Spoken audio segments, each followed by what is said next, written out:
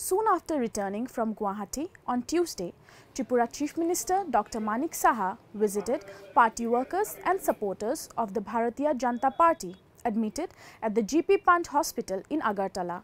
As per reports, the workers were injured after being attacked by miscreants in two different incidents while they were on their way to attend the rally of BJP National President JP Nadda at Khumlung Stadium at the Tripura Tribal Areas Autonomous District Council on August 29. The attacks took place at Mugiakami in the Khowai district and Anandanagar in the Sipahijala district. Over 30 people were injured and several vehicles were also vandalized during the attacks. The BJP alleged that the attacks were carried out by members of the Tipra Motha. Speaking to the media during his visit to the hospital, CM Saha said that strict action will be taken against all the miscreants involved in the attacks.